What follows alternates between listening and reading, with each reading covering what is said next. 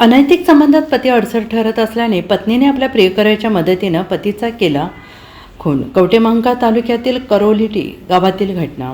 अनैतिक संबंधात पती अडसर ठरत असल्याने पत्नीने आपल्या प्रियकराच्या मदतीनं पतीचा खून केल्याची घटना कवठेमहांकाळ तालुक्यातील करोलिटी गावात हा प्रकार घडला आहे.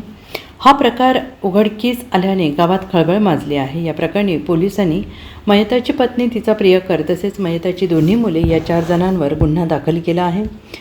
भारत इराप्पा करपे वय वर्ष 58 असं खून झालेल्या पतीचं नाव आहे. पत्नी नीलाबाई भारत करपे वय वर्ष 50, तिचा प्रियकर बाबाजी गोविंद करपे वय वर्ष 42. मनोज भारत करपे, अनिकेत भारत करपे असे संशयित आरोपींची नावे आहेत. पोलिसांकडून मिळालेली अधिक माहिती अशी की नीलाबाई करपे, बाबाजी करपे यांचे अनेक दिवसांपासून अनैतिक संबंध होते. दोघांच्या अनैतिक संबंधांसाठी भारत करपे हे अडथळा ठरत होते. या रागातून 28 मार्च रोजी रात्री 9च्या सुमारास नीलाबाई करपे, बाबाजी करपे यांनी भारत करपे यांना काठीने बेदम मारहाण करून गळा दाबून ठार केले.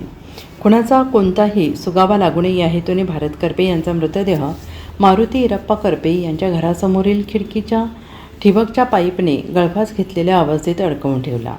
आणि या घटनेची कल्पना मनोज करपे आणि अनिकेत करपे या त्यांच्या दोन्ही मुलांना झाली. दोन्ही मुलांनी भारत करपे यांचा मृतदेह उतरवून कवठेमहांकाळ उपजिल्हा रुग्णालयात आणला. वडिलांचा मृतदेह गळफास घेतलेल्या अवस्थेत काढून आल्याचे डॉक्टरांपासून लपवून ठेवले आणि वडिलांचा मृत्यू दारू पिऊन झाला असे त्यांनी डॉक्टरांना सांगितले.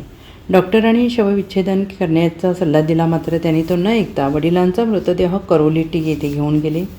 नातेवाईकांना बोलावून मृतदेह जाळून अंत्यविधी उरकण्यात आला. या प्रकरणी पोलिसांनी मयताची पत्नी, तिचा प्रियकर आणि दोन्ही मुलांवर खून करून मृतदेह नष्ट केल्याप्रकरणी गुन्हा दाखल केला आहे.